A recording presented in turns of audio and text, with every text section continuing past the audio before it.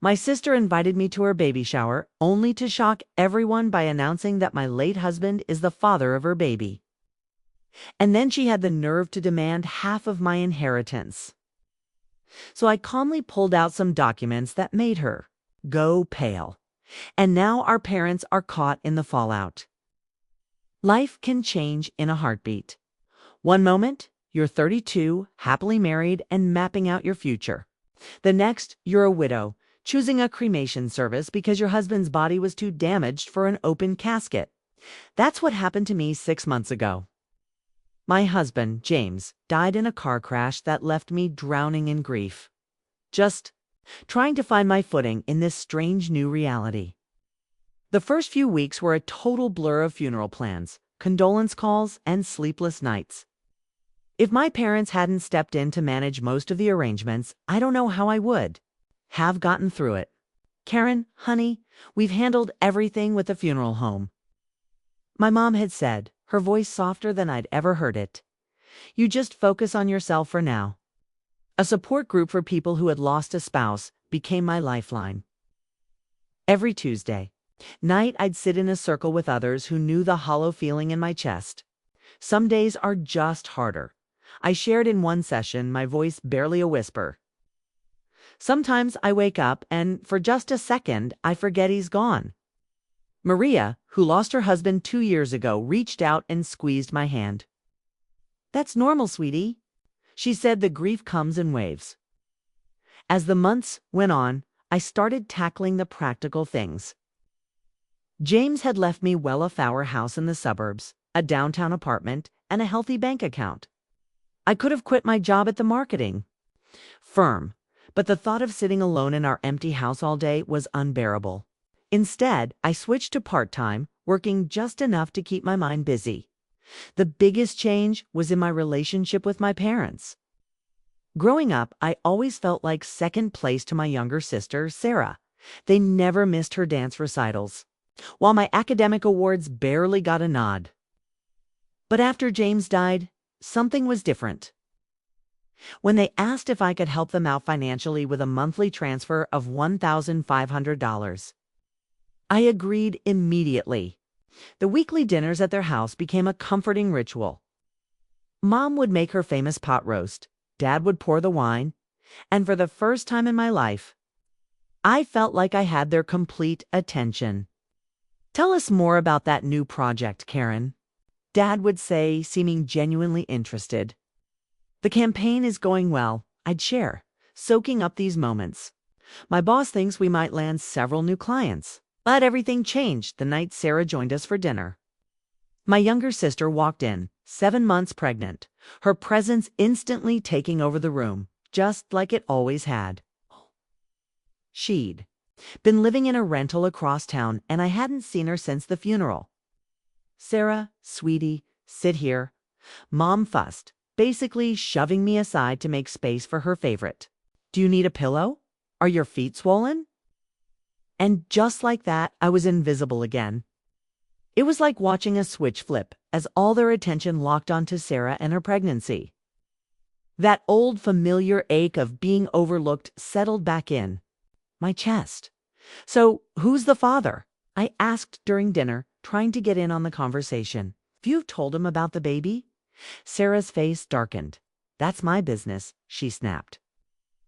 I don't need to share every detail of my life. Mom immediately jumped to her defense. Karen, don't pry. Your sister doesn't have to explain herself.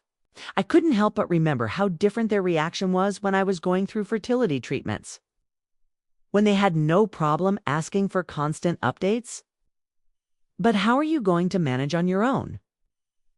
I pressed at another dinner, watching her pile a second helping onto her plate. Babies are expensive.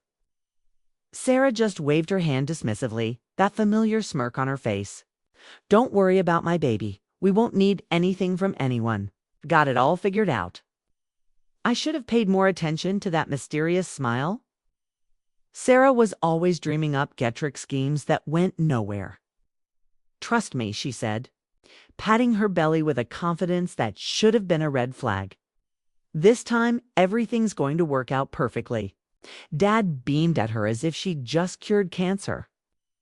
"That's my girl, always landing on her feet." I took another bite of pot roast, trying to swallow the feeling of being second best.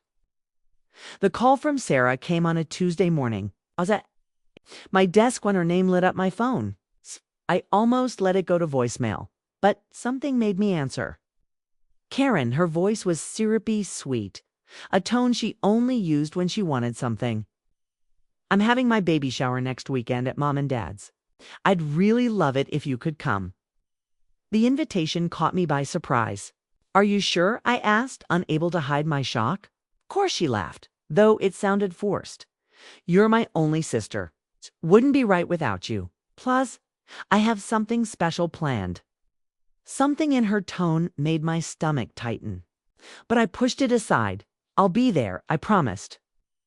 The next Saturday, I arrived at my parents' house with 2 wrapped gifts. The place looked like a pastel bomb had gone off. Pink and blue balloons and streamers were everywhere. Trust Sarah to turn this into a spectacle. She'd invited half the town. Aunt Margaret was there, Mom's bridge club was on the sofa, and Sarah's old college friends were gathered by the punch bowl. "Time for games," Sarah announced, wading through the crowd in a flowing maternity dress. She was glowing, but there was a predatory glint in her smile that made me uneasy. Her eyes kept finding mine across the room. After the gifts were opened, Sarah held up the blanket I'd given her and then clinked her glass for attention. The room went quiet and my heart started racing. "I want to thank everyone for coming," she began, one hand on her belly. "But there's something else I need to share. I think it's time everyone knew who the father of my baby is." Her eyes locked onto mine, and in that instant, I knew. I knew before she said the words. "The father," she said, her voice ringing through the silent room, "is James Wilson, Karen's late husband." The world tilted. Through the roaring in my ears, I could hear gasps. But what hit me the hardest was the lack of surprise on my parents' faces. They knew. Before I could process it, Sarah was speaking again, her voice dripping with satisfaction as she turned to me. "As James's baby is his only heir, I'm entitled to half of everything he left you. Karen, the house, the apartment, the money, my child, deserves their father's inheritance." The room spun. Then Mom and Dad stepped forward, flanking Sarah like bodyguards.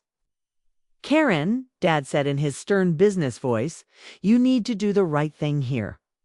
I found my voice, though it came out as a rasp. "You're lying.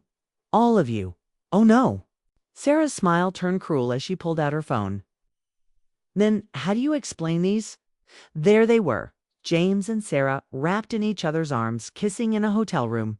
Another photo showed them holding hands at a restaurant I didn't recognize. "He was planning to leave you for me," Sarah declared. Then she choked up, tears streaming down her face. Then the accident happened. I couldn't breathe. I grabbed my purse and stumbled out the door. My phone started buzzing as soon as I got home. Sarah was sending me screenshots of her texts with, "James, I don't love her anymore. We'll tell everyone after the divorce. You're the only one I want." Message after message, each one a knife in my heart. The timestamps showed their affair had been going on for months.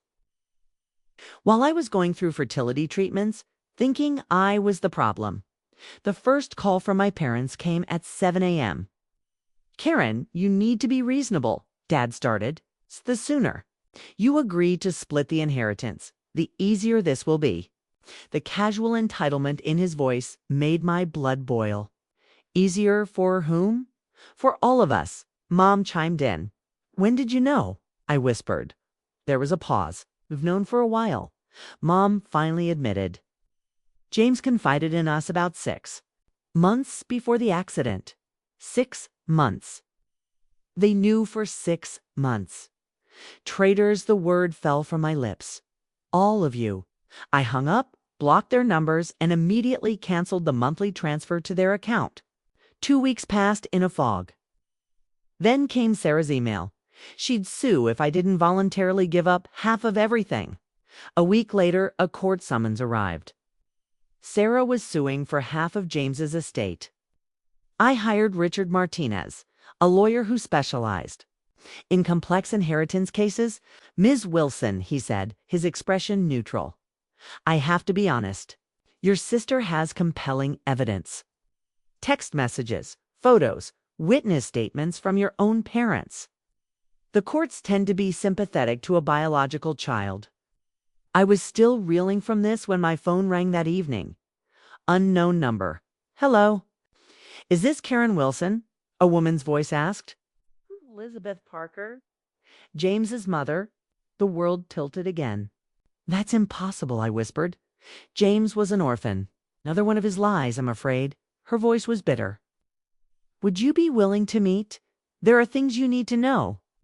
We met at a small cafe the next day. The resemblance was uncanny. James had her eyes, her smile. Was at the funeral, she said quietly. Back row, black veil. I couldn't bring myself to approach you. James and I hadn't spoken in years. Why are you coming forward now? I asked.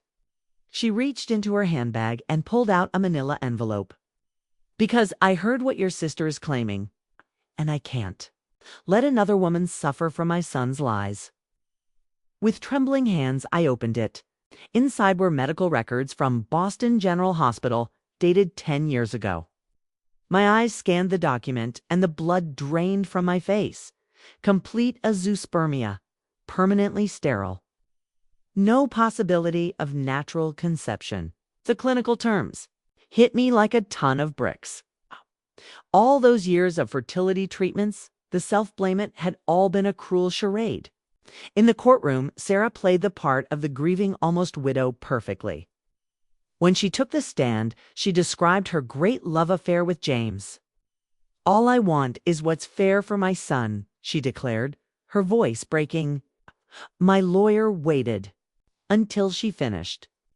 Your Honor, he said, I'd like to submit evidence that proves Ms. Thompson's entire claim is fraudulent. He presented the hospital records. Sarah's composure shattered. Those are fake, she shrieked. She forged them. Your Honor. Mr. Martinez continued calmly, given Mr. Wilson was sterile. We request a DNA test. Sarah's smile was triumphant. That's impossible. James was cremated. Actually, my lawyer said, gesturing to the back of the courtroom. I'd like to introduce Elizabeth Parker, James Wilson's biological mother. Elizabeth stood up. A murmur went through the room. I could see Sarah's face turn ghost white. I'm willing to submit to a DNA test, Elizabeth announced, to determine if this child is my grandson. The courtroom was dead silent as the judge opened the envelope with the DNA results.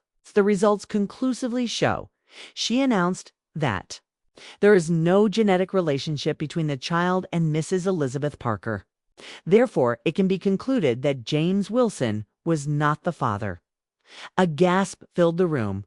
Sarah's face crumpled. Miss Thompson. The judge's voice was stern. Would you care to explain this fraud? I was seeing several men at the time. Sarah whispered. When James died, I thought no one would ever know. He had money and I needed ... So you attempted to defraud your own sister, the judge said, her disapproval clear. The ruling was swift. Court found in my favor and all of Sarah's claims were dismissed. Outside, my parents approached me, Mom crying. Karen, sweetheart, we had no idea. I held up my hand. Don't. I pulled out my phone, blocked their numbers right in front of them, and walked away. Elizabeth was waiting by my car. Are you okay? She asked softly. I surprised myself by laughing. You know what? I think I will be. A week later, I gave her the keys to the downtown apartment James had left me. I never thought I'd have a daughter, she whispered as she hugged me. That was 3 months ago. My family still tries to contact me, but I've cut those ties. Sarah sent a letter saying she's sorry and needs help. I threw it away. Instead, I have weekly dinners with Elizabeth. We're getting to know each other, sharing stories. Yesterday, we packed away the last of James's things. I'm not ready to date, but I've started living again. I went back to work full-time and joined a hiking club. I lost the family I was born into, but I gained one I never expected. It's not the life I planned, but maybe it's the life I was always meant to have. Video. Deep Research Canvas Gemini can make mistakes, so double check it.